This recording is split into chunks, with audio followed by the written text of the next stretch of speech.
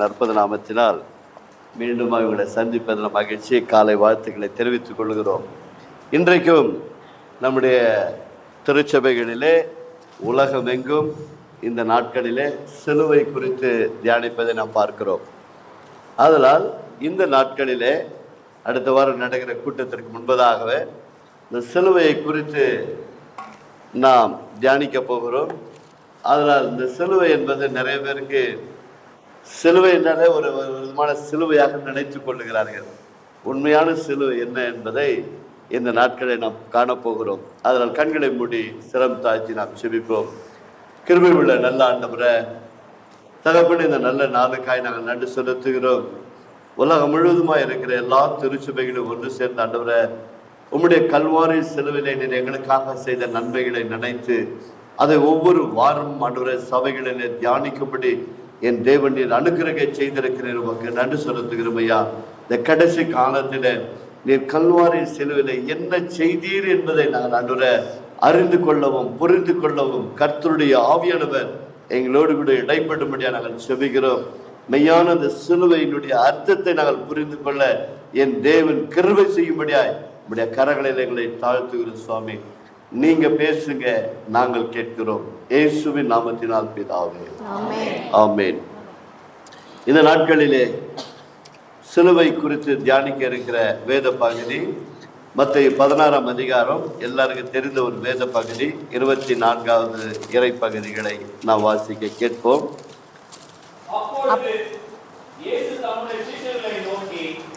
ஒருவன் என்னை பின்பற்றி வர விரும்பினால் அவன் தன்னைத்தான் வெறுத்து தன் சிலுவையை எடுத்துக்கொண்டு என்னை பின்பற்ற கடவன். இங்கு ஆண்டவராகிய இயேசு கிறிஸ்து தன் சீடர்களை பார்த்து சொல்லுகிறார், ஒருவன். சொல்லுங்க எல்லாரும், ஒருவன். அப்போ ஒவ்வொரு தனி நபருக்கும் கர்த்தர் சொல்லுகிறார், ஒருவன் என்னை பின்பற்ற விரும்பினால்.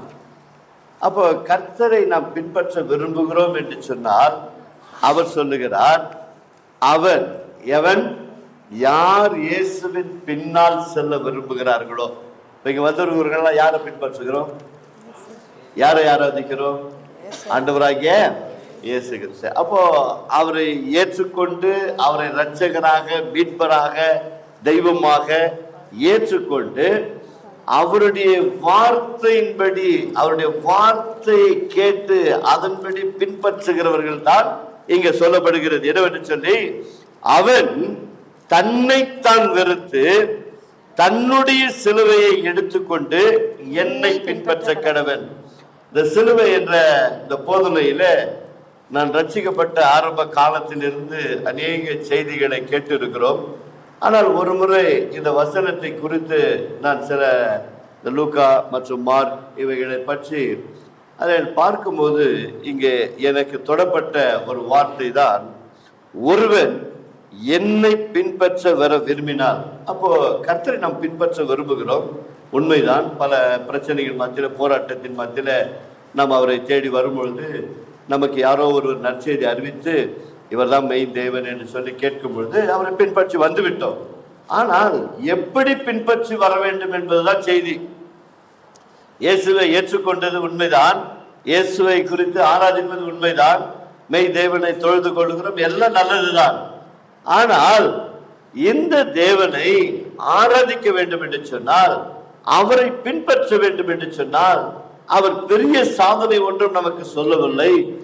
உன்னை நீ வெறுத்து உன்னுடைய சிலுவை தான் எடுத்துட்டு வர சொன்னார். தன் சிலுவையை எடுத்துக்கொண்டு வா. அவர் நம்முடைய சிலுவையெல்லாம் அவர் சுமந்து தீர்த்துட்டாரு. நமக்கு எப்படி போதிக்கப்பட்டது என்று சொன்னால், ஒரு வியாதி வந்தால் அந்த வியாதி தான் உனக்கு சிலுவை, இதை நீ சுமந்து கொள் அவருக்காக என்று சொல்லி.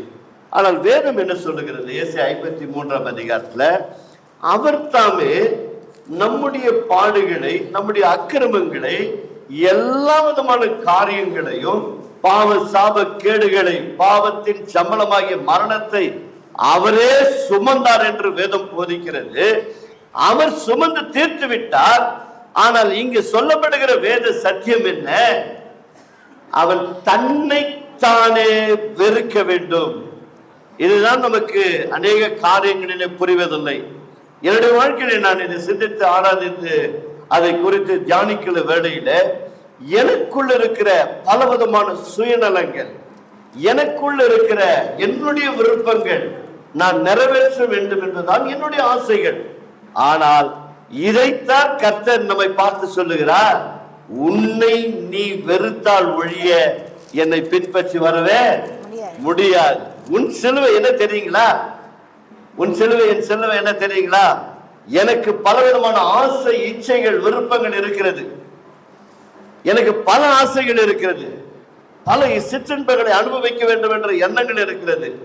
இவைகளை நான் விடுவதற்கு என்னால் என்ன பண்ண முடியல, விருப்பம் இல்லை. இயேசுவை பின்பற்ற விரும்புகிற நான் எனக்குள் இருக்கிற ஆசை, விருப்பங்களை, இச்சைகளை விட எனக்கு தயாராக இல்லை. அதனால்தான் அது எனக்கு சிலுவையாக தோன்றுகிறது. புரியுதுங்களா? எவ்வளவு பேர் புரிஞ்சிச்சு?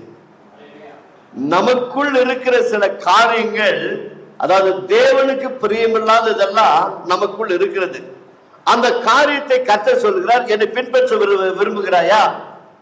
அப்ப உனக்குள் இருக்கிறது என்ன பண்ணு, விட்டுவிட பிரயாசப்படு. என்னை பின்பற்ற விரும்புகிறேன் நீ விருப்பப்பட்டு விட்டால், அப்போ உனக்குள்ள இருக்கிற உன்னுடைய ஆசை, விருப்பங்கள், பாவ காரியங்கள், சிற்றின்பங்கள், தேவனுக்கு பிரியமில்லாத காரியங்களை நீ விட்டுவிடு என்று சொல்லுகிறார். அதுதான் எனக்கு சிலுவையாக தோன்றுகிறது. அதனால தன் சிலுவையை சுமந்து கொண்டு என்னை பின்பற்றி வா. அப்போ அந்த சிலுவை என்பது சொல்லும் பொழுது நமக்குள்ள இருக்கிற சில காரியங்கள் தேவனுடைய ஆசீர்வாதத்திற்கு அது தடையா இருக்கிறது. பாருங்க, உதாரணமா இப்போ சொல்றேன் பாருங்க, சின்ன சின்ன அனுபவத்தோடு கூட சொல்லப்படுகிறது. நீதிமொழி புஸ்தகம் 22ஆம் அதிகாரம் 4வது வசனத்தை எடுத்துக்கொள்ளுங்கள். இங்க ஒரு அருமையான வேத சத்தியங்கள் நமக்கு சொல்லப்படுகிறது. இப்போ இங்க 2 தராசு வைக்கப்படுகிறது. எத்தனை தராசு? 2 தராசு வைக்கப்படுகிறது. ஒன்று நம்முடைய தராசு, என்ன சுயநலம், நம்முடைய விருப்பங்கள், ஆசைகள், இவைகளெல்லாம் ஒரு தராசுல வைக்கப்படுகிறது. இன்னொரு தராசு என்னன்னு சொன்னாக்கா, இப்ப முதல் பகுதி வாசிங்க.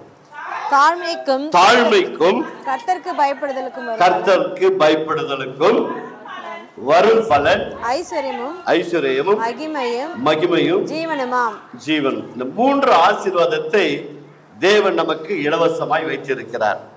இந்த ஆசீர்வாதத்தை நாம் அனுபவிக்க வேண்டும் என்று சொன்னால் தேவன் சொல்லுகிறார், தாழ்மைக்கும் கர்த்தருக்கு பயப்படுதல்.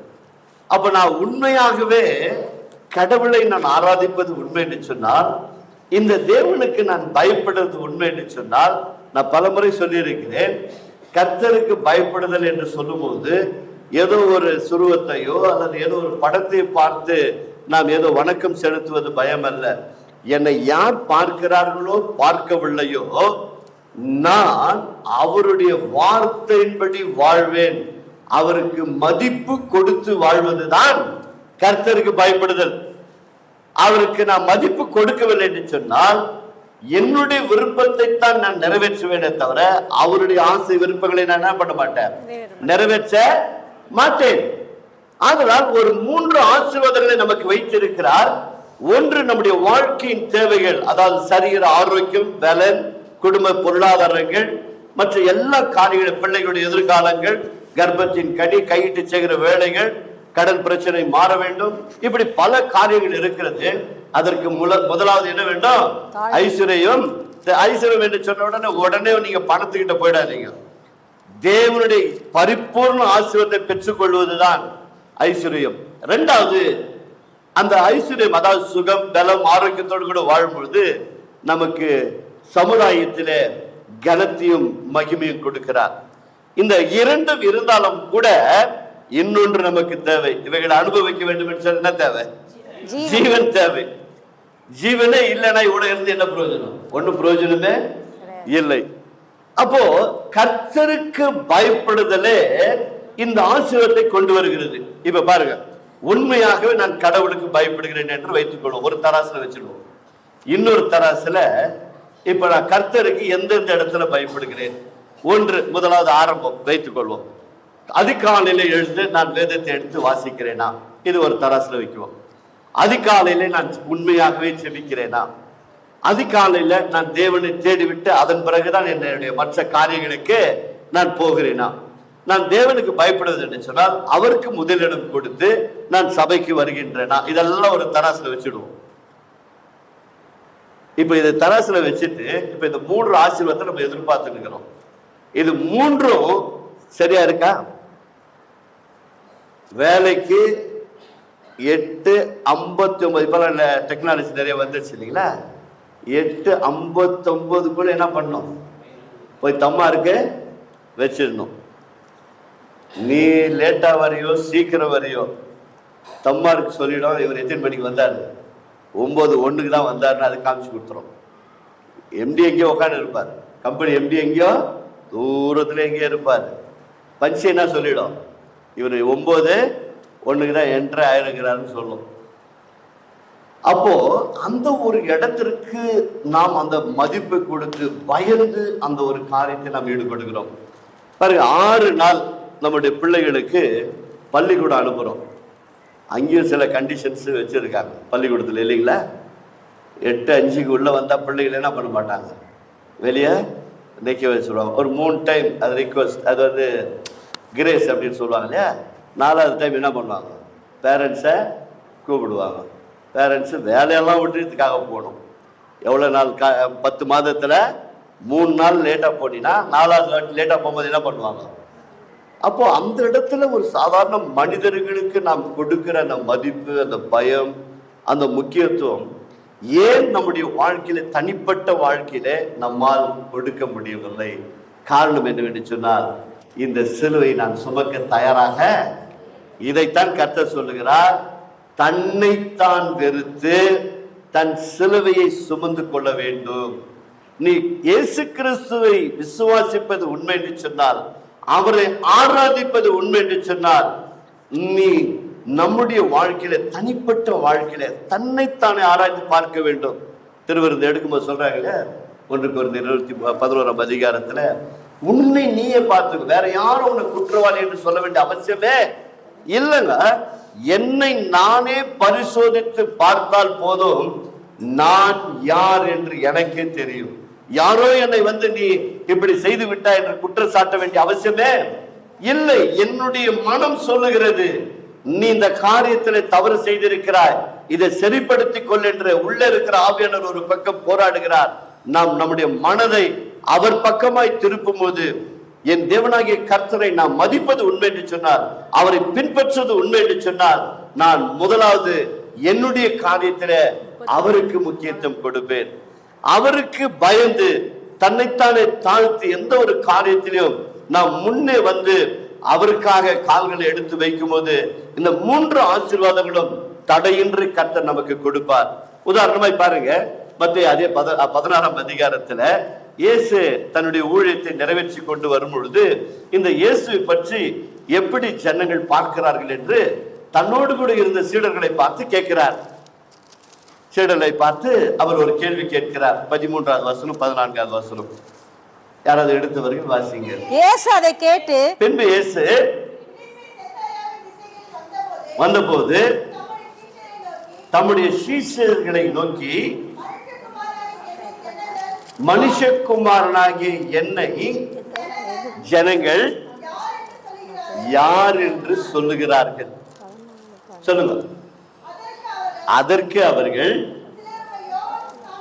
ஒருவர் யோவான் ஸ்நானகன் என்றும், சிலர் எலியா என்றும்,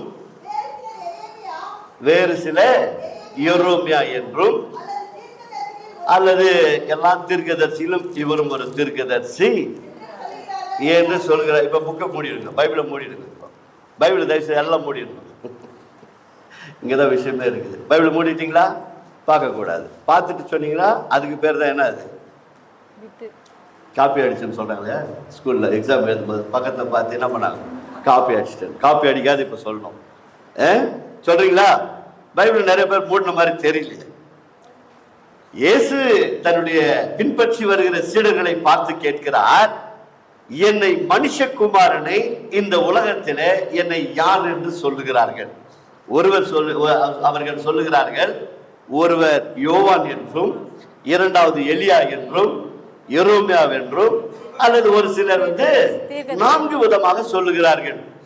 யோவானை ஏன் அவர்கள் குறிப்பிடுகிறார் என்று சொன்னால், ஒருவேளை இந்த யோவானுடைய சிரசேதம் செய்து விட்டான் அல்லவா, ஒருவேளை அவர் மறுரூபமாய் வந்திருப்பாரோ என்று சொல்லி அவரை குறித்து சொல்லி கொண்டிருக்கிறார்கள். ஒருவேளை எலியா போல இவர் வந்திருப்பாரோ, ஏன்னா எலியா என்ன பண்ணப்பட்டாரு, எடுத்து கொள்ளப்பட்டார் இல்லையா, அப்படியாக வந்திருப்பாரோ என்று சொல்லி அவர்களுக்குள்ள ஒரு மனநிலை. மூன்றாவது, எப்ப பார்த்தா என்ன கடினமா போதிப்பாரு, இடிக்குவேன், கட்டுவேன், புட்டிப்பேன் என்று சொல்லி வரம் கொடுத்தாரு இல்லையா, அப்படி ஒருவேளை போதிப்பாரோ, அப்படிப்பட்டவராக இருப்பாரோ என்று சொல்லி ஒரு சில மற்ற ஜனங்கள்லாம் கொஞ்சம் சாதாரணமாக நினைச்சிட்டாங்க. எப்படின்னு, இவர் சாதாரண ஒரு மரியாதையுடைய மகன், யோசப்புடைய மகன், அதனால இவர் மற்ற தீர்க்கதரிசிகளில ஏசா தீர்க்கதரிசி, ஓசியா தீர்க்கதரிசி, யோனா தீர்க்கதரிசி, இப்படி பல தீர்க்கதரிசி வந்தாங்க இல்லையா, அதுல இவர் ஒருத்தர் வந்திருக்கிறாரு அப்படின்னு 4 விதமா மக்கள் என்ன பண்ணாங்களா. இயேசு கேட்கிறாரு, என்னை ஜனங்கள் இந்த மனுஷகுமாரனை யார் என்று சொல்கிறார்னா, ஜனங்கள் மத்தியில் என்ன இருந்தது, யோவானை குறித்தும் எலியாவை குறித்தும் எரோமியாவை குறித்தும் தீர்க்கதரிசிகளாக நினைத்தார்கள். இப்போது இயேசு தன்னை பின்பற்றுகிற சீடர்களை பார்த்து கேட்கிறார், நீங்கள் யார் என்று நினைக்கிறீர்கள்? பைபிள் பார்க்காத சொல்லுங்க. ஒருத்தர் சொல்லுங்க.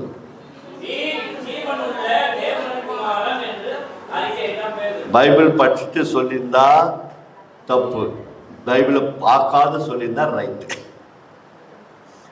நீ ஜீவனுள்ள தேவனுடைய குமாரனாகிய கிறிஸ்து என்று சொன்னார்கள். உடனே ஆண்டவராகிய இயேசு கிறிஸ்து சொன்ன அந்த பேதுருவை தட்டி கொடுக்கிறார். என்ன தட்டி கொடுக்கிறார்? இது நீ உன்னுடைய மாம்சமோ ரத்தமோ உனக்கு என்ன பண்ணல, வெளிப்படுத்தல. எத்தனையோ ஆயிரக்கணக்கான ஜனங்களுக்கு இந்த சுவிசேஷம் அறிவிக்கப்படுகிறது. இத்தனை சுவிசேஷம் அறிவித்தும் கூட என்னை யோவானாக பார்த்தார்கள், எலியாவாக பார்த்தார்கள், இது தீர்க்கதரிசியாக பார்த்தார்கள், எரோமியாவை பார்த்தார்கள். ஆனா இந்த ஒரு மனுஷனுக்கு எத்தனையோ லட்சக்கணக்கான ஜனங்கள், ஆயிரக்கணக்கான ஜனங்கள் என்னை பின்பற்றுகிற 12 சீடர்களிலே நீ ஒருவன் மாத்திரம் என்னவா இருக்கிற, பாக்கியவானா இருக்கிறாய். நீ எப்படி இருக்கிற, பாக்கியவானா இருக்கிறாய். இது உன்னுடைய மாம்சமும் ரத்தமும் என்ன பண்ணல, வெளிப்படுத்தவே இல்லை, என் பிதாவாகிய தேவனே உனக்கு வெளிப்படுத்தினார். ஆதலால் இந்த சீமோனா இருக்கிற நீ, மணலா இருக்கிற நீ, உன்னை நான் பேதுருவாய் பாறையாக மாற்றப் போகிறேன். ஆதலால் என் திருச்சபையை என் பாறையின் மேல் கட்டுவேன் என்று சொன்ன உடனே அநேக ஜனங்கள் அங்கேயும் குழம்பி போயிட்டாங்க. ஒருவேளை பேதுரு மேலதான் சபைய கட்டினாரோ? இன்றைக்கு பல பேருக்கு புரியவே புரியாது. பேதுரு மேல சபையை கட்டலங்க, கண்மலையாக கிறிஸ்துவின் மேலதான் சபை கட்டப்பட்டு இருக்கிறது. அல்லேலூயா. அந்த கண்மலையின் கட்டப்பட்டதுனால்தான் இன்றைக்கு வரைக்கும் சபை இருக்கிறது. பேதுரு மேல கட்டி இருந்தா என்ன நடந்திருக்கும்? அவர் தெரியவே திருச்சபை இருந்திருக்குமா? யாருன்னே தெரியாது, சபிச்சு போட்டான் வர. இந்த பேதுரு மேல சபையை கட்டி இருந்தா என்ன நிலைமை இருந்திருக்கு யோசிச்சு பாருங்க.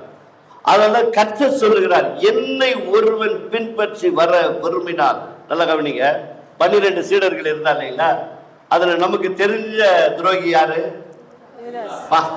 எல்லா கிறிஸ்தவர்களுக்கும் தெரிஞ்ச, கிறிஸ்து அல்லாதவர்களுக்கும் தெரியும், காட்டி கொடுத்த யூதாஸ். யூதாஸ் யூதாஸ் இல்லைங்களா?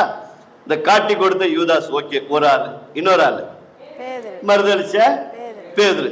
அப்புறம் தோமா, அது உயிர் தேர்ந்த பிறகு, உயிர் தேர்ந்ததுக்கு முன்னாடி. சொல்லுங்க, நமக்கு தெரிஞ்சது 2 பேர் தான்.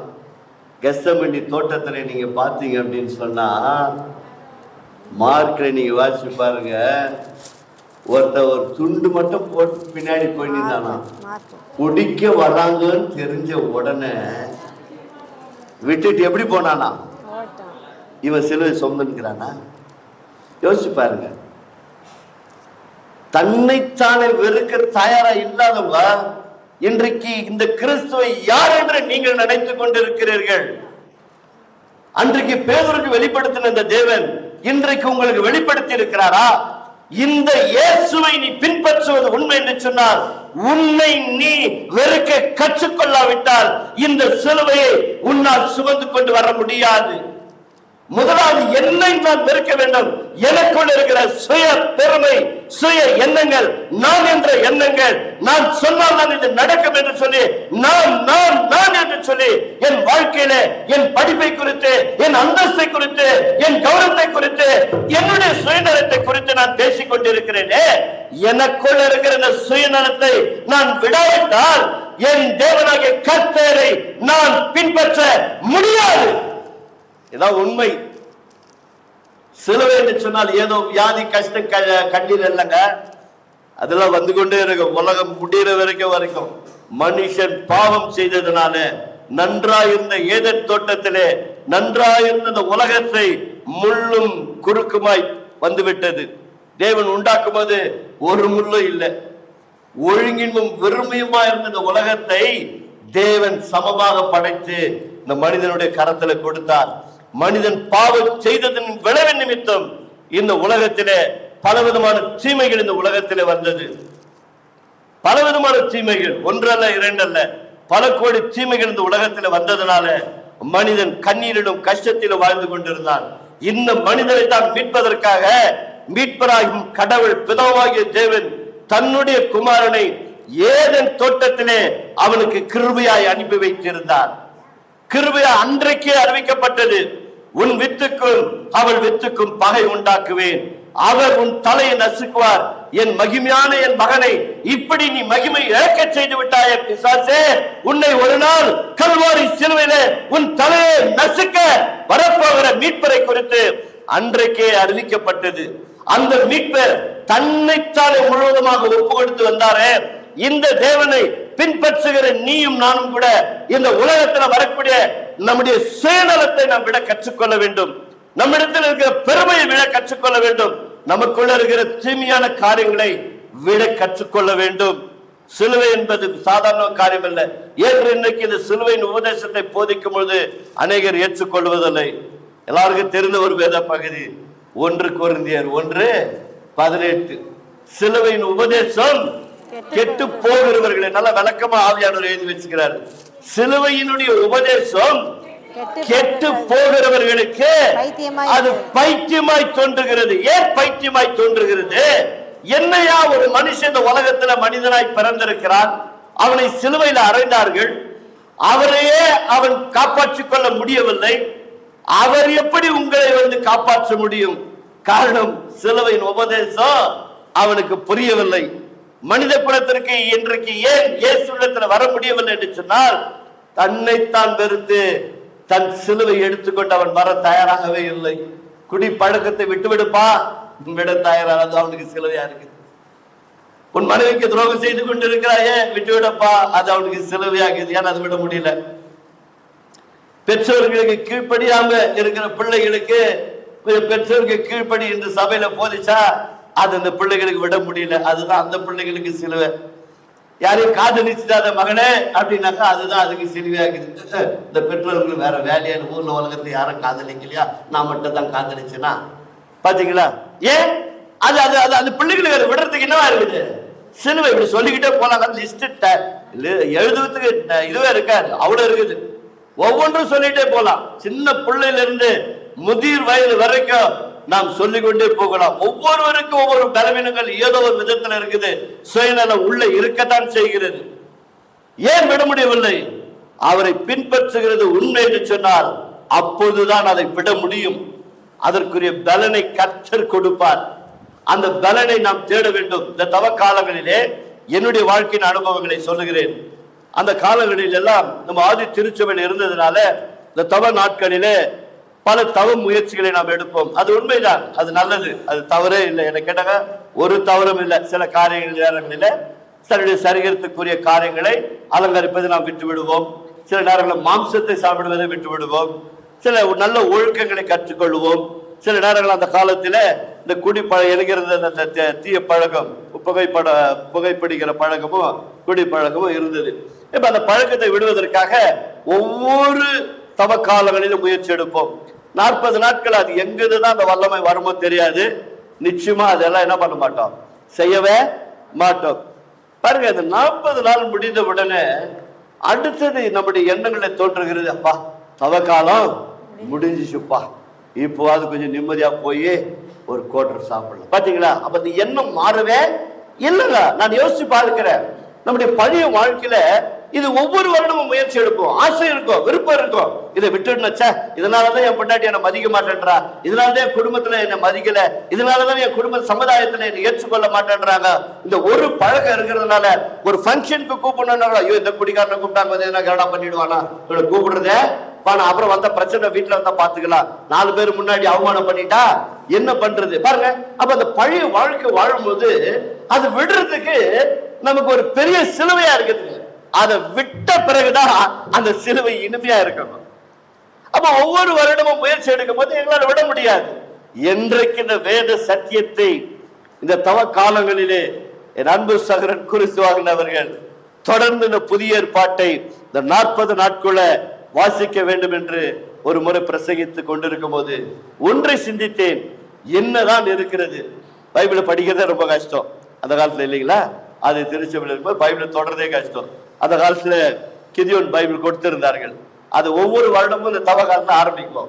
அது இந்த மத்தைய ஆரம்பிக்கும் பொழுது இது அவரை பெற்றான் இவரை பெற்றான் ஒரு 4 வசனம், அப்படி இப்படி போனா ஒரு 10 வசனம் அப்படியே மூடி வச்சார். இது யாரு? அவரை பெற்றா இவரை பெற்றா இவரை பெற்றா அவரை பெற்றா, இது ஒரு பைபிளா, இது நமக்கு பிரயோஜனமா அப்படி போடு.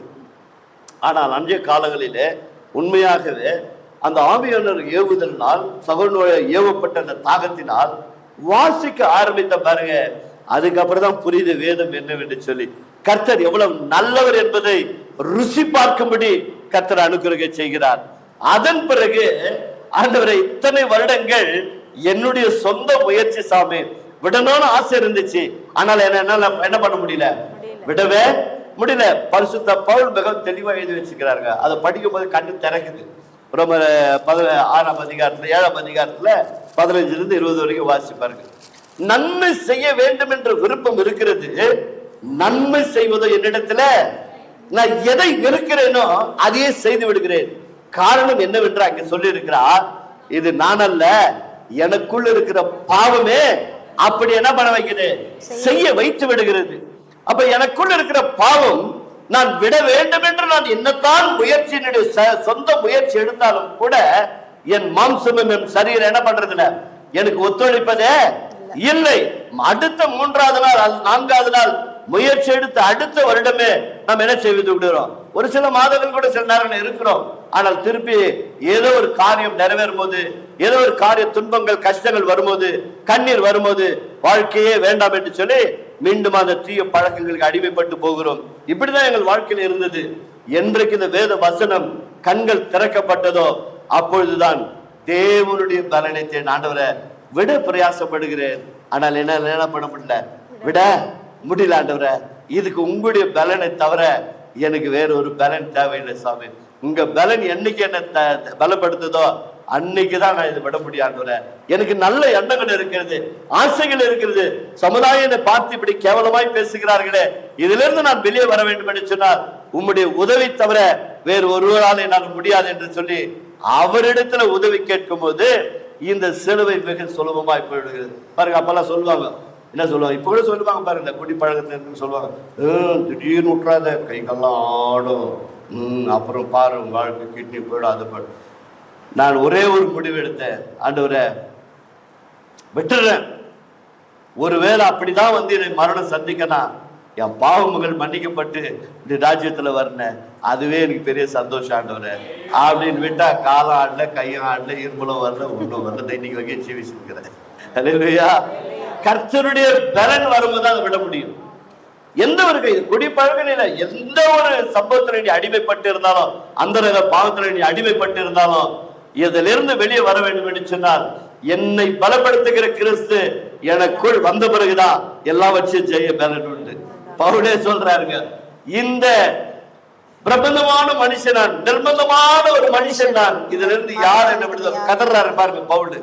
ஏன்னா அவருக்கு பழைய ஏற்பாடு எல்லாம் தெரியும். அவருக்கு எல்லாம் தெரிஞ்ச கூட அவருக்கு நன்மை செய்ய வேண்டிய விருப்பத்தை விட நன்மை அவரால் என்ன பண்ண முடியல, செய்ய முடியல. அதுதான் ரோம சபைக்கு எழுதும் போது அதை தெளிவா எழுதுறாரு. நமக்குள்ள இருக்கிற அந்த பாவம் அதை தடை செய்து விடுகிறது. அந்த சிலுவை சுமக்காதபடி, அந்த சிலுவை எடுத்துக்கொண்டு சந்தோஷமாய் வராதபடிக்கு நமக்கு அந்த பலவீனங்கள் தடுத்து தடுத்து தடுத்து நிறுத்துறதுனால நம்மால் சில காரியங்களை விட முடியாமலே இருக்கிறோம். அதனால சில காரியங்கள் சொல்லும் போது போதகர்கள் கடினமாய் போதிக்கப்படும் போது எப்பொழுது பார்த்தாலும் இவர் கடிந்து கொள்கிறார், இவருக்கு என்ன தெரியும் என்னுடைய கஷ்டம் என்று சொல்லி அவரை கடிந்து கொள்கிறோம் நாம். இதைத்தான் பேதுருவும் செஞ்சான். தெரியுங்களா உங்களுக்கு விஷயம்? பேதுரு ஒரு முறை இயேசுவே கடிஞ்சு கொண்டார். தெரியுங்களா? எதில் எழுதி இருக்குது? நீங்க படிச்சீங்களா? அதே பகுதியில் இருக்குது. மத்திய 16ஆம் அதிகாரத்துல இவ்வளவு பேர் வெளிப்பாடு பெற்றான பேதுரு. திருச்செபெல்லாம் கட்டுவோம், பாதாளத்தின் வாசல் என்ன பண்ணாது, மேற்கொள்ளாதனா இன்னும் சில நிமிடத்துல மேற்கொண்டுச்சு. கொஞ்ச நேரத்துல என்ன பண்ணிடுச்சு? அதான் மனுஷன். அவ்வளவு பேர் வெளிப்பாடு பெற்றுவர். இப்ப தன்னுடைய பாடுகளை குறித்து, மனித குலத்திற்காக கல்வாரி சிலுவை பாடுகளை குறித்து அவனோட கூட ஷேர் பண்ணிக்கிறார். எப்பா இந்த மாதிரி எல்லாம் பட போறேன், பாவிகள் கரத்துல ஒப்பு கொடுக்க போகிறேன், என்னை எழுதிட்டு போய் இப்படி சிலுவையில் அறிய போறான்னா அவர் சொல்றாரு, தனியா கூட்டிட்டு போறாரு. அவன் நல்லதுதான் செய்ய யோசிச்சான், ஆனா அதுல கர்த்தருடைய சித்தம் இல்லை. அதான் நம்ம தெரிஞ்சுக்கணும். சிலுவை என்பது வேறொன்றும் இல்லை. அதுக்கப்புறம் தான் இந்த வசனத்தையே சொன்னார். அவனுக்கு என்ன சொல்றாரு? ஆண்டவரே இது உனக்கு நேரிடவே கூடாது. என்ன கையை நீட்டினா அற்புதம், பிசாசே போனா ஓடி போகுது, காலில் அதுவே பாதத்துல என்ன பண்ணுது, விழுந்து உன்னதமான தேவனுடைய குமாரன் என்று சொல்லுது. இவ்வளெல்லாம் செய்கிற உனக்கு போய் இந்த அவமானம், இந்த அவமானம், இந்த அவமானம் தேவையா? இது உனக்கு நேரிட தீர்க்க தரிசனம் சொல்றார், நேரிட கூடாது என்று கடிந்து கொண்டான் என்று வேதம் சொல்லுகிறது. யோசிச்சு பாருங்க, இயேசுவே கடிந்து கொண்ட ஒரு மனுஷன் இருக்கிறான்னா அது நம்ம பேதுரு தான். அப்பதான் சொல்றாரு, அப்பாத போ, ஏன்னா தேவனுக்குரிய என்ன பண்ணல, சிந்திக்கவில்லை. தேவனுக்குரிய நீ சிந்தித்திருந்தப்பா என்று சொன்னால், என்னை மீட்க வந்த என் ரட்சகர் தேவனுடைய ஜீவனுள்ள தேவனுடைய குமாரன் என்று நான் சொன்னேனே, இந்த தேவகுமாரனால் தான் எனக்கே ரட்சிப்பு வரப்போகிறது என்று சொல்லி அவன் சிந்தித்திருப்பான். ஆனால் இப்போது பிதாவாகிய தேவன் அவ்வளவு பெரிய வெளிப்பாடை கொடுத்த அதே மனுஷன் சொல்லுகிறான், இந்த பாடு உனக்கு தேவையே இல்லை என்று சொல்லி. அப்போது இப்போது பேசுகிறது யாரு? இப்ப பேசுறது யாரு? பிசாசு பேசிட்டு இருக்கிறான். இங்க பேசுறது யாரு? பிதாவாகிய தேவன் தன்னுடைய வெளிப்பாடை கொடுக்கிறார். இப்படிதான் நம்முடைய வாழ்க்கையில சில நேரங்கள்ல ஆராதனை, இப்படிப்பட்ட நற்செய்தி கூட்டங்கள் அப்படியே அகலாயிடுவோம். அப்படியே வீட்டுக்கு போனா அப்படியே பஞ்சர் ஆயிடும். உடனே பிசாசுக்கு இடம் கொடுத்துருவோம். அப்ப தன்னைத்தான் வெறுக்க நாம் கற்றுக்கொள்ளவில்லை என்று சொன்னால், அந்த தன்னைத்தானே வெறுப்பதற்கு தேவனுடைய பலன் நமக்கு தேவைப்படுகிறது. அப்ப இந்த உலகத்திற்கு இந்த சிலுவை குறித்து போதிக்கப்படும் போது அவர்களுக்கு மாத்திரம்தான் இந்த போதனை பைத்தியமாய் தோன்றும். நல்லா கவனிங்க, இந்த போதனை யார் ஒருவர் ஏற்றுக்கொள்ள மனம் இல்லையோ அவர்களுக்குத்தான் இது பைத்தியமாய் தோன்றும். உண்மையாகவே இந்த சிலுவையை, அதாவது தன்னைத்தான் வெறுத்து தன் சிலுவையை சுமந்து கொண்டு வருகிறவன் என்னோடு கூட வரட்டும் என்று சொன்னாரே, அந்த சிலுவை சுமந்து கொண்டு வருகிறவர்களுக்கு தான் வேதம் சொல்லுகிறது அது நமக்கு பலனாய் இருக்கிறது. 1 Corinthians 1:15 அதான் சொல்லுது. 2 காரியம் சொல்லி இருக்குது. ஒண்ணு, உலகத்தான் அதை ஏற்றுக்கொள்ள மாட்டான், அவனுக்கு அது பைத்தியமா தோன்றும். நமக்கோ அது தேவ பலனா இருக்கிறது, நம்மை வாழ வைக்கிறதா இருக்கிறது, நம்மை நடத்துகிறதா இருக்கிறது. ஏன் என்று சொன்னால், என்னுடைய பலவீனத்தை என் கர்த்தர் சுமந்து கொண்டார், என்னுடைய பாவங்களை என் கர்த்தர் சுமந்து கொண்டார், என்னுடைய அக்கிரமங்களை என் கர்த்தர் சுமந்து கொண்டார். பாருங்க, ஆதியாகமத்தில் ஒரு காரியத்தை நாம் பார்க்கலாம். ஆதியாகமம் 4ஆம் அதிகாரத்துல ஒரு மனுஷனை குறித்து நாம் பார்க்கிறோம், சரித்திரத்தை குறித்து பார்க்கிறோம் இல்லையா? அந்த 2 மனிதன்ல ஒரு மனிதன் காயன், ஒரு மனிதன் ஆபேல். இப்ப ஆபேலுக்கும் காயனுக்கும் போதிக்கப்பட்டு இருக்கிறது. போதனையின்படி வராமல் தன்னுடைய விருப்பத்தின்படி காயன் வந்தான், தன்னுடைய விருப்பத்தின்படி காயன் காணிக்கை கொடுக்கிறான். அது கர்த்தர் அங்கீகரிக்கவில்லை. என்னுடைய விருப்பத்திற்கு வராமல் உன் சுயநலத்தின்படி வந்திருக்கிறாய், அவர்களுடைய காணிக்கை நான் ஏற்றுக்கொள்ள தயாரா இல்லை. ஆனா ஆபேலோ தேவனுடைய விருப்பத்தின்படி காணிக்கை கொடுத்தான். அப்போது ஆபேலுடைய காணிக்கை ஏற்றுக்கொண்டது நிமித்தம் இந்த சுயநலவாதி, இந்த தன்னுடைய விருப்பத்தின்படி வாழ்கிறவன் தன் சகோனுடைய காணிக்கையை கர்த்தர் ஏற்றுக்கொண்டதை இவனால் என்ன பண்ண முடியவில்லை, ஏற்றுக்கொள்ள முடியவில்லை. அவனுக்கு விரோதமாக எழும்பி அவனை கொலை செய்து விடுகிறான். பாத்தீங்களா? தேவனுடைய விருப்பத்தை நாம் நிறைவேற்ற விருப்பம் இல்லை என்று சொன்னால் நமக்குள்ள இப்படிதான் பகைகளும் பொறாமைகளும் விரோதங்களும் எழும்பும். யோசிச்சு பாருங்க, அவன் தன் சகோதரனை காணிக்கையை ஏற்றுக்கொண்டது, ஆனால் ஏற்றுக்கொள்ள முடியவில்லை. ஆனால் ஏற்றுக்கொள்ளவே முடியவில்லை. இப்போது கர்த்தர் எப்படிப்பட்டவர் தெரியுங்களா? அவர் ரொம்ப அன்புள்ள தேவன். அவர் இறங்கி வந்து அவங்கிட்ட தாழ்மை இவர் கேட்கிறாரு, அப்பா காயினே இங்கே அவன் சகோதரன். அவன் எவ்வளவு திமிரா பதில் சொன்னான் தெரியுங்களா? வாசிப்பார் 9வது வசனம் வாசி. அதற்கு அவன், நான் அறியேன். காயினை நோக்கி, உன்னுடைய சகோதரனாகிய ஆபேல் எங்கப்பா? அதற்கு அவன், சகோதரனுக்கு எனக்கு தெரியாது, சகோதரன் நான் காவலாளியோ என்றான். யோசிச்சு பாருங்க, கடவுள்கிட்ட பாவி மனுஷன் சொல்றான், அது எனக்கு தெரியாது, நான் என்ன அவனுக்கு காவலாளியா? யோசிச்சு பாருங்க. இதை பொறுமையோடு கூட கேட்டுக்கொண்டிருந்தவன் அவனுக்கு இன்னும் பொறுமையா சொல்றாரு. இந்த தேவன்கிட்ட தான் கற்றுக்கொள்ளணும். இன்னும் பொறுமையா சொல்றாரு, அப்பா நீ சிந்தின ஆபேலுடைய ரத்தம் என்கிட்ட வந்து கம்ப்ளைண்ட் பண்ணிப்பா, அவனை இந்த மாதிரி கொண்டு போட்டுட்டியே, இது நியாயமா? ரத்தம் பேசுகிறது. யோசித்து பாருங்க. இன்றைக்கு சுயநலமாய் நாம் வாழ்கிறதுனால் எவ்வளோ பேருடைய கண்ணீரை நாம் சிந்த வைத்திருக்கிறோம். கொஞ்சம் யோசிச்சு பாருங்க எனக்கு அருமையானவர்களே. அன்றைக்கு அவன் சாதாரணமாய் ஒரு சந்ததி வராதபடிக்கு, அந்த நீதிமானுடைய சந்ததி வராதபடிக்கு அவன் அப்பவே அழித்து விடுகிறான்.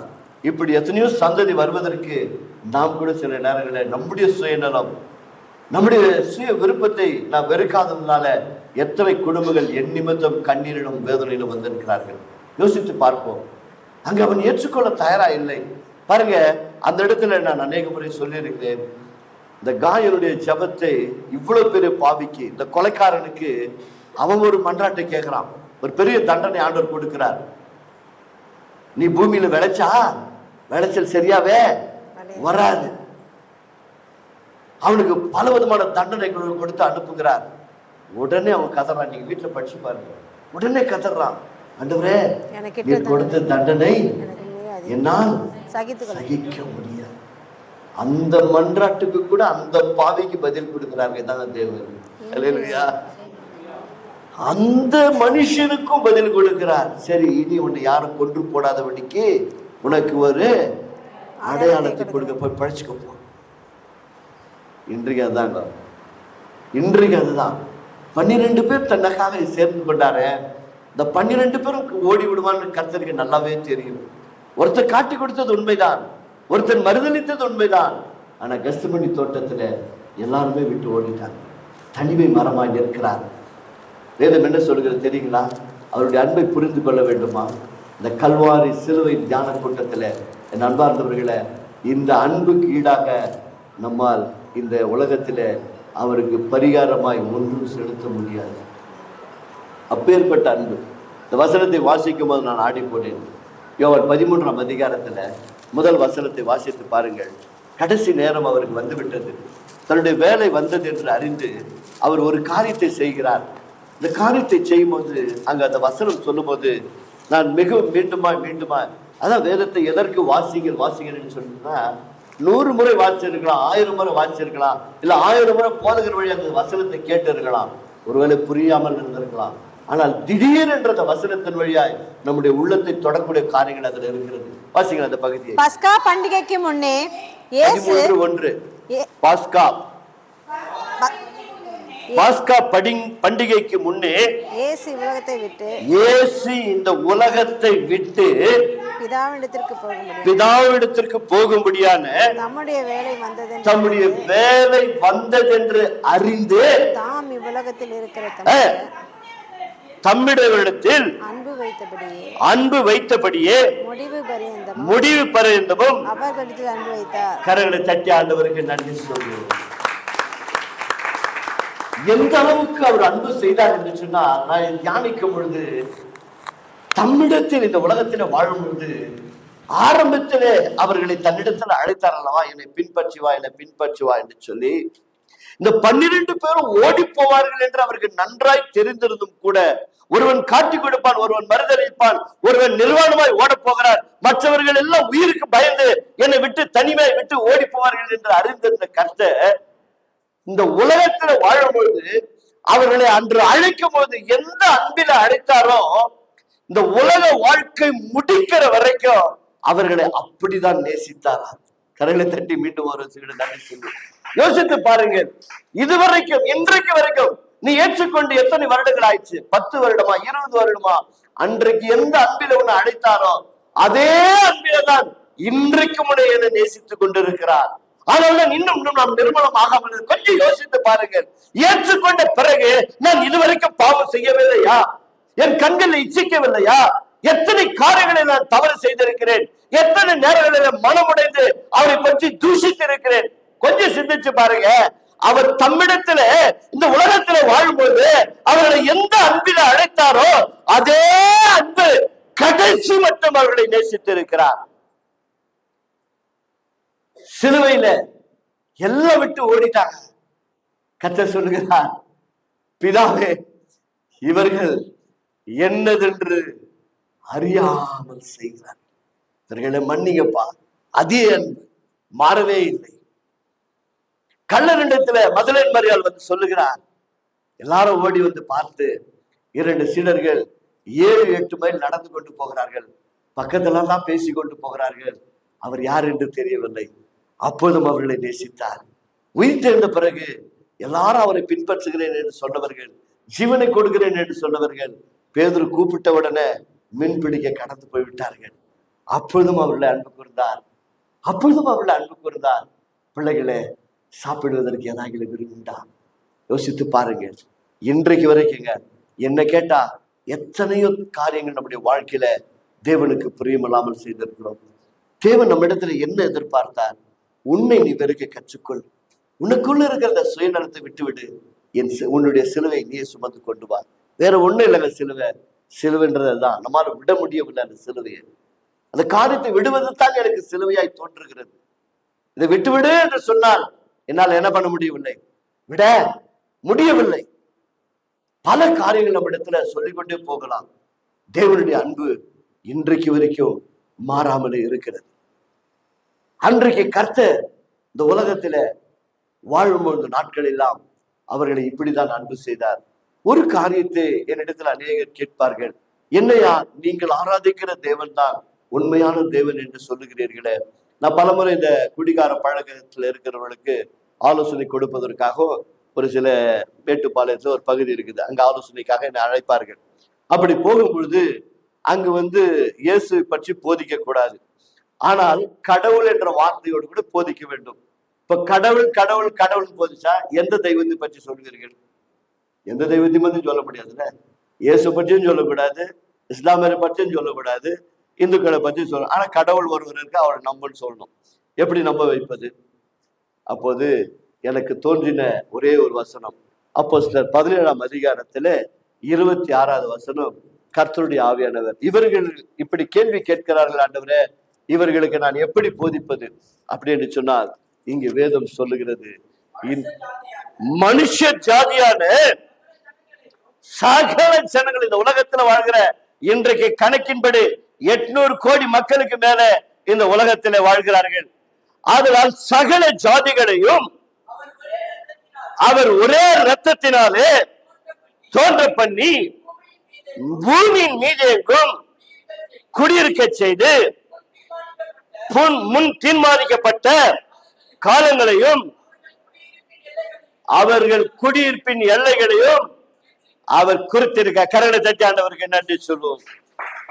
அங்கு போதிக்கப்படும் பொழுது இந்த வேத வசனத்தை நான் மனதில் வைத்துக் கொண்டு, ஐயா நீங்கள் எந்த இனம் என்று எங்களுக்கு தெரியாது, ஒன்றை மட்டும் தெரிந்து கொள்ளுங்கள், உன்னையும் என்னையும் உண்டாக்கின ஒரு கடவுள் உண்டு, அந்த கடவுள் யார் என்று நீ அறிந்து கொள்ள வேண்டும் என்று சொன்னால், நீங்கள் இந்த பழக்கத்திலிருந்து, குடி பழக்கத்திலிருந்து உங்கள் குடும்ப வாழ்க்கையில ஒரு மீட்பு வேண்டும் என்று சொன்னால், ஒரு ரட்சிப்பு வேண்டும் என்று சொன்னால், ஒரு சந்தோஷம் வர வேண்டும் என்று சொன்னால், உன்னையும் என்னையும் உண்டாக்கின ஒரு கடவுள் இருக்கிறார். அந்த கடவுள் என்ன செய்திருக்கிறார் தெரியுமா? ஏன் இங்க சபையில அமர்ந்து கேட்டுக்கொண்டிருக்கல எல்லோரும் ஒரே நேரத்தில் இருக்கிறோமா? எல்லாரும் ஒரே நேரத்தில் இருக்கிறோமா? இல்லையே, ஒவ்வொருவரும் ஒவ்வொரு நேரத்துல இருக்கிறோம். ஆனால் நம்முடைய கரங்களில ஒரு ஊசியோ ஏதோ ஒன்று போட்டு திறந்து பார்ப்போம் என்று சொன்னால் ஒரே விதமான கலர் ரத்தம் தான் வரும். அதான் சிவப்பு ரத்தம். ஆனால் கடவுள் என்று சொன்னால் உலகத்துல படைக்கப்பட்ட அத்தனை மனுஷனையும் ஒரே ரத்தத்தினாலதான் ஒரே கலர்ல தான் உண்டாக்கி இருக்கிறார். ஆனால் உன்னை உண்டாக்கின கடவுள், என்னை உண்டாக்கின கடவுள், நான் அந்த பழக்கத்திலிருந்து விடுதலை கொண்டு வந்த கடவுள் உன்னை விடுதலை ஆக்குவார். நீ கேட்க வேண்டியது ஒன்றே ஒன்றுதான், ஆண்டவரே என்னை உண்டாக்கினது யார்? கடவுளே என்னை உண்டாக்கினது யார்? இந்த பாவத்திலிருந்து என்னை விடுதலை கொடுக்க எத்தனையோ முயற்சிகள், இந்த முயற்சிக்காக தான் இந்த இடத்துல வந்திருக்கிறேன். என்னை விடுவிக்க இந்த மனிதர்கள் ஒரு சில ஆலோசனைகளை கொடுத்தார்களே தவிர இந்த ஒரே ரத்தத்தினாலே சகல ஜாதி ஜனங்களையும் சகல ஜனங்களையும் இந்த ரத்தத்தினால் உண்டாக்கினர் என்று சொல்லுகிறார்களே. இந்த ரத்தத்தில் உண்டாக்கின தேவன் யார் என்று கேட்டுப்பார், அவர் உன்னோடு கூட பேசுவார். அன்றைக்கு நீ இந்த குடி பழக்கத்திலிருந்து அன்றைக்கு இவைகளிலிருந்து நீ விடுதலை பெறுவாய் என்று சொல்லப்பட்ட அந்த வார்த்தைகள் அநேக நேரங்களிலே அந்த கூட்டங்கள் முடிந்தவுடனே இன்றையிலிருந்து நான் ஆரம்பிக்க போகிறேன். என்னை உண்டாக்கின கடவுள் யார் என்று கேட்க போகிறேன். நிச்சயமாய் நான் இதிலிருந்து விடுதலை பெற போகிறேன். அப்படி என்று சொன்னால் என் அன்பார்ந்தவர்களே, அதிலிருந்து விடுதலை கொடுக்கிறவர் ஒரே ஒருவர் தான். அன்றைக்கு ஆபேலுடைய ரத்தம் பிதாவாகிய தேவனை நோக்கி கூப்பிட்டது. நான் வாழ வேண்டிய வயதுல என்னை கொன்று போட்டு விட்டான் என்று சொல்லி கதறினது. ஆனால் இன்றைக்கு இயேசு கிறிஸ்துவின் ரத்தம் என்ன செய்கிறது தெரியுங்களா? இந்த ரத்தத்திற்கும் இந்த ரத்தத்திற்கும் வித்தியாசம் உண்டு. மனிதன் பாவம் நிறைந்தவன், பாவத்துல விழுந்து போன மனித குலத்தின் அந்த பாவ ரத்தம் பழி வாங்கவும் அவனை எப்பொழுது தண்டிப்பேன் என்று சொல்லி கடவுளை நோக்கி கூப்பிடுகிறது. ஆனால் இவருடைய ரத்தமோ வித்தியாசமாய் கூப்பிடுகிறது. எபிரேயர் 12ஆம் அதிகாரம் 24வது வசனத்தை வாசித்து பாருங்கள். என் அன்பார்ந்தவர்களே, ஆதியில என்ன அன்பு வைத்து உன்னையும் என்னையும் அழைத்து நேசித்து உன் பாவங்களை கழுவினாரோ அந்த ரத்தம் என்ன பேசிக் கொண்டிருக்கிறது என்று பார்ப்போம். வாசிக்க. இந்த புதிய உடன்படிக்கைக்குரிய பக்தராகிய இயேசுவினுடைய ரத்தத்திற்கும் ஆபேல் அன்றைக்கு ஏதேன் தோட்டத்தை விட்டு வெளியேற்றப்பட்ட அந்த குடும்பத்திலே பிறந்த ஆபேலுடைய ரத்தம் பேசினதை பார்க்கிறோம் நன்மையானவைகளை பேசுகிற ரத்தமாகிய தெளிக்கப்படும் ரத்தத்தினிடத்திற்கு வந்து சேர்ந்தீர்கள். கரங்களை தட்டியாண்டவருக்கு நன்றி செல்வோம். அவருடைய ரத்தம், ஆண்டவரே என் சகோதரன் என்னை கொன்று போட்டு விட்டான் என்று கதறினது. அவனுக்காக ஒரு தண்டனையும் கொடுக்கப்பட்டது. ஆனால் இங்கு இயேசு கிறிஸ்துவின் ரத்தமோ அது வேறு விதமாய் பேசிக் கொண்டிருக்கிறது. நமக்கு நன்மை உண்டாகும்படி இன்றைக்கு வரைக்கும் பேசிக் கொண்டிருக்கிறது. அப்படின்னு கருமையானவர்களே, இன்றைக்கு நீயும் நானும் எத்தனை தவறுகள், எத்தனை துரோகங்கள், எத்தனை தேவனுக்கு பிரியமில்லாமல் வாழ்க்கை நாம் வாழ்ந்திருக்கிறோம். இந்த நேரத்துல இந்த ஆவியலை போல அவருக்கு பேசியிருப்பார் என்று சொன்னால் நாம் ஜீவனோடு இருந்திருக்க முடியாது. நம்முடைய நல்வாழ்வுக்காக அன்றைக்கு ஆரம்பித்த உலக தோற்றத்துக்கு முன்பாக நேசித்த தேவன் இன்றைக்கு முன்னையும் என்னும் நேசித்துக் கொண்டுதான் இருக்கிறார். இந்த சிலுவை தியான கூட்டத்திலே அன்பார்ந்த தேவ மக்களே, மனம் திரும்பி நம்முடைய சுயநலத்தை விட்டு நமக்காக வைத்திருக்கிற இந்த உலகத்துல வரக்கூடிய அந்த சுயநலம் என்ற சிலுவையை நாம் சுமந்து கொண்டு எல்லாவற்றையும் விட்டுவிட்டு தேவனுக்கு பின் செல்ல வேண்டும் என்று கர்த்தருடைய விருப்பமா இருக்கிறது. அப்போஸ்தலர் 20ஆம் அதிகாரம் 28வது வசனத்தை வாசித்து பாருங்க. மனிதனுடைய ரத்தம் எல்லாம் பாவ கரைத்திரையற்றதா இருக்கிறது. ஆனால் பரிசுத்த ரத்தத்தினால் பரலோகத்திலிருந்து வந்த ரத்தம் தான் நம்மை மீட்டெடுத்து இன்றைக்கு வரைக்கும் அவருடைய சபையிலே நம்மை சேர்க்கப்பட்டிருக்கிறார். அவருடைய சுய ரத்தத்தினாலே தானே நம்மை சம்பாதித்திருக்கிறார். வேறு ஆபேலுடைய ரத்தமோ மற்ற பரிசுத்தவான்கள் சிந்தின ரத்தத்தினாலோ நாம் மீட்கப்படவில்லை என கருமையுள்ள இயேசு கிறிஸ்துவுக்காக பழைய ஏற்பாடிலும் சரி புதிய ஏற்பாடிலும் சரி எத்தனையோ கோடிக்கணக்கான மக்கள் பரிசுத்தவான்கள் தன் ஜீவனை கொடுத்திருக்கிறார்கள். அந்த ரத்தத்திலே உன்னையும் என்னையும் கர்த்தர் மீட்கவே இல்லை. நன்றாய் தெரிந்து கொள்ளுங்கள். அன்றைக்கு ஈசாக்கு பலியாக கொண்டு வர சொன்னார். அந்த பலி செலுத்தியிருந்தாலும் கூட உனக்கும் எனக்கு மீட்பு கிடைத்திருக்காது. அவனும் ஆதாமுடைய வித்திலிருந்து வந்தவன் தான் ஈசாக்கு. ஆதலால் என் அன்பார்ந்த தெய்வ ஜனங்களே, இது பரலோகத்திலிருந்து வந்த வித்து. இது பாவம் நிறைந்தது, பாவம் அற்றது, குற்றமற்றது, பரிசுத்தம் உள்ளது. இந்த இரத்தத்தை சிந்திதான் உன்னையும் என்னையும் பாவத்தின் சம்பளமாகிய மரணத்திலிருந்து நம்மை விடுதலையாக்கி ஜீவனுக்கு கொண்டு போகிறதா இருந்தது. இதைதான் பேதுரு வெளிப்படுத்தினான். ஜீவனுள்ள தேவனுடைய குமாரனாகிய கிறிஸ்து, அந்த ஜீவனுள்ள தேவனிடத்திற்கு நம்மை அழைத்திருக்கிறவர். ஆரம்பத்தில் என்ன அன்பு செய்து உன்னை அழைத்தாரோ அதே அன்பு இன்றைக்கு வரைக்கும் மாறவே இல்லை. வேதம் சொல்லுகிறது 1 பேதுரு 1:18-19, அவர் நம்மை மீட்பதற்காக நம்முடைய முன்னோர்கள் கற்றுக் கொடுத்த பாரம்பரியத்தின்படி பொன்னினாலோ வெள்ளினாலோ நம்மை மீட்காமல் அவருடைய பரிசுத்த ரத்தம், குற்றமற்ற இருக்கிற ரத்தம் நம்மை மீட்டெடுத்திருக்கிறது. அதுல பாவம் இருக்க இல்லை. எனக்கு அருமையானவர்களே, அதுல பாவமே இல்லை. 2 கொரிந்தியர் 5:21 சொல்லுகிறது, அவர் நமக்கு பதிலாக நாம் நீதிமான்களாய் வாழ வேண்டும் என்று சொல்லி அவருடைய நீதி நம்மேல் வரும்படி பாவம் அறியாத அவரை நமக்காக பாவமாக்கினார். உனக்காக எனக்காக தம்மைத்தாமே முழுவதுமாக ஒப்பு கொடுத்தார். அவருடைய சொந்த விருப்பத்தை ஒன்றும் நிறைவேற்றவில்லை. கடைசியாக அவர் கல்வாரி சிலுவை சுமப்பதற்கு முன்பதாக கெத்செமனி தோட்டத்திற்கு போனார். அங்குதான் அவருடைய மாம்ச சரீரம் கொஞ்சம் செயல்பட ஆரம்பித்தது. தன்னுடைய வேலை வந்தது என்று அறிந்து அவர் கெத்செமனி தோட்டத்துல தன் சீடர்களோடு கூட செபிக்க போகிறார். அங்கு ஒரு வார்த்தை சொல்லிவிட்டார், பிதாவே, இந்த பாத்திரம் என்னை விட்டு நீங்க கூடுமானால் நீங்கும்படி செய்யும். நம்மை போல அவர் கதறுகிறார். பாவம் சுமத்தப்படுகிறது. மனித குலத்தின் பாவங்கள் ஆதாம் முதல் கொண்டு இயேசு கிறிஸ்து வாழ்ந்த காலம், இயேசு கிறிஸ்து இன்றைக்கு வாழ்ந்து இனி வரப்போகிற காலங்கள் எல்லா பாவங்களும் அவர் மேல் சுமத்தப்படுகிறது. ஒவ்வொன்றா யோசிக்கிறார். நாளைக்கு படப்போகிற பாடுகளை நினைக்கும் போது, பிதாவே, இந்த பாத்திரம் என்னை விட்டு நீங்க கூடுமானால் நீங்கும்படி செய்யும் என்று சொல்லி கதறி முகம் குப்புற விழுந்து அவர் ஜெபித்துக் கொண்டிருக்கிறார். எந்த மனித குலத்தை மனிதா பாவம் செய்தபடியால் உன் நிமித்தம் இந்த பூமி சபிக்கப்பட்டது, ஆதலால் இந்த பூமியில நீ வாழ வேண்டும் என்று சொன்னார். நெற்றி வேர்வை நிலத்தை விழுந்துதான் நீ வாழ வேண்டும் என்று சொன்ன அதே தேவன் உன்னையும் என்னை மீட்பதற்காக சபிக்கப்பட்ட இந்த பூமியில நெற்றி வேர்வை இரத்த துளிகளாய் இந்த பூமியில சிந்தி உன்னையும் என்னை மீட்டெடுத்திருக்கிறார். ஹல்லேலூயா. ஆதியில எந்த அன்பை கொண்டு உன்னை அழைத்தாரோ அதே அன்பில்தான் உன்னையும் என்னையும் ரத்தம் சிந்தி மீட்டெடுத்திருக்கிறார். அவருடைய சுய ரத்தத்தினாலே நம்மை சம்பாதித்திருக்கிறார். ஆதலாலே அன்பார்ந்த தேவனுடைய பிள்ளைகளே, தேவனை பின்பற்ற வேண்டும் என்று சொன்னால் தன்னைத்தானே வெறுத்து தன் சிலுவையை சுமந்து கொண்டு அவரை பின்பற்றும் போது அவர் அதுல மகிமை அடைய போகிறார். அதனால் அந்த தேவனிடத்துல நம்மை நாமே ஒப்பு கொடுக்கத்தான் கர்த்தர் நம்மை அழைக்கிறார். ஆகியும் கூட பிதாவாகிய தேவன் தன்னுடைய விருப்பத்தை தான் நிறைவேற்றினார். உடனடியாக அவர் சொன்னார், என்னுடைய விருப்பத்தின்படி வேண்டாங்கப்பா, உம்முடைய சித்தத்தின்படியே ஆக கடவுது என்று சொன்னார். வேத வசனம் சொல்லுகிறது, ஏசியா 53:10 தெளிவாய் போதிக்கப்படுறது.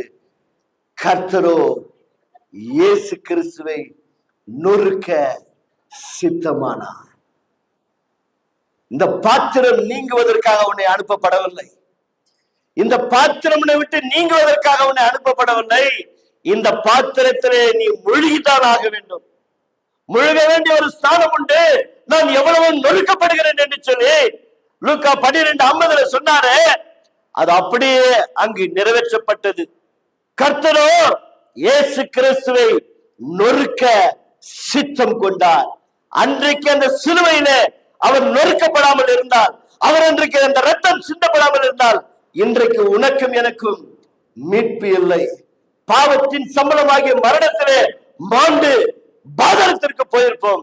அந்த பாதாள வல்லமையை மீட்பதற்காக பரலோகத்தில் இருந்து வந்த அந்த பரிசுத்த ரத்தத்தினால் நம்மை மீட்டு எடுத்திருக்கிறார்.